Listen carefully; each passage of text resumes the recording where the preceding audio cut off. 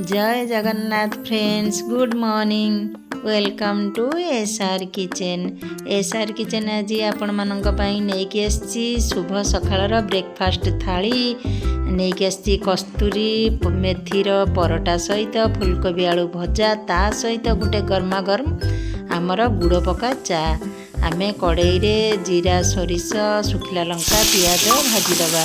भाजिकी से कौन करवा ना कटा है रखा है आलू फुलकोबी की बर्तमान देदेबा।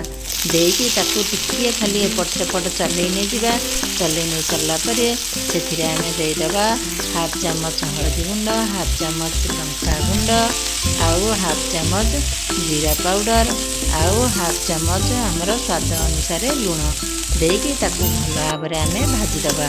भाजिकी 5 मिनिट पर्यंत ताकू आम घोड़े नहीं जा।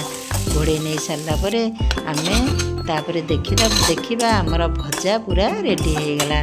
चलतु आम एपटे परोटा रेडी करवा। कस्तूरी मेथी गोटे चामच, लुण हाफ चामच दे अटा चकटी दबा। चकटी देके आम परोटा सबू तैयारी करवा। कस्तूरी मेथी आपण माने सबुतिरे पकेकी खाइबे, देखिबे आपण मानकर पेटर कौनसी गैस एसिडिटी हब नहीं। आपण मानकू मोर विशेष अनुरोध, मोर ये शुभ सकाळर ब्रेकफास्ट थाली आपण मानकू केमती लागुची आपण माने लाइक करिवे, शेयर करिवे, सब्सक्राइब करिवे। जी मो चैनल तो नुआ थिबो तो तांको मोर विशेष अनुरोध आम चैनल टी को सब्सक्राइब कर नहीं जिवे। एपरी भाव मु सबू परोटा गुड़ी को बर्तमान बेली देली। चलतु आम परोटा सेखीदबा।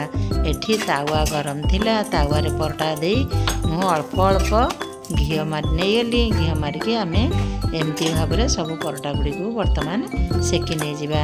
आपण मैंने निश्चय ये मेथी पत्र परोटा घरे बनइबे, समस्त खाइबा को देबे, आउ समस्तंकर स्वास्थ्य भल रहिबो।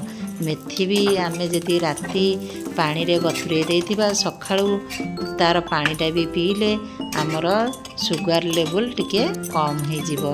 सेथिपई आपण मानक विशेष अनुरोध, आपण माने जेकोसी तरकारी हो भजा हो कि जहाँ आपण माने तैयारी करचंती सेथिरे आमर कस्तूरी मेथी पकेइबा को जमा भूलिबे नहीं। सेथिपई मु आज तैयारी करिछि कस्तूरी मेथी पत्र पकेइबार परोटा। देखंतु आमर सबू परोटा गुड़िक बर्तमान हो गलानी। आउ ता सहित मु आज गोटे रखी गरमा गरम चा। से चा आम बर्तमान रेडी करवा। 2 कप क्षीर देदेली। से कौन करवा ना क्षीर को टिके भल भाव में फुटे दबा। फुटे देकी कौन करवा से प्रथम देदेबा हाफ चामच गोलमरीच गुंड। देख हाफ चामच गोलमरीच गुंड, आउ अदा टिके ग्रेट करके रखीदी देदेली। आउ गोटे चामच चापती। चा आमर 5 मिनिट फुटिला परे से पकईदबा आमर डालचीनी गुंड टिके। तापर आम कौन करवा ना से पकईबा आज स्पेशल हूँ गुड़। गुड़ गोटे चामच पकईदबा। पकईदेकी टिके फुटेदबा। फुटेकी छाणी देकी पीबे, देखिए केते सुंदर टेस्ट लागिबो गुड़ दिया चा। आसंतु आज आमर यही ब्रेकफास्ट थालीटी आपण मानकू केमती लगुच आपण माने निश्चय लाइक करिवे, शेयर करिवे, आउ कमेंट बॉक्स रे लिखिकी मते जणैबे, आउ सब्सक्राइब भी मध्य करि नै जिवे। आपण माने को मोर अनुरोध, आपण माने सकाळे सकाळे एई ब्रेकफास्ट सकाळु सकाळु ए ब्रेकफास्ट बनै के खांतु।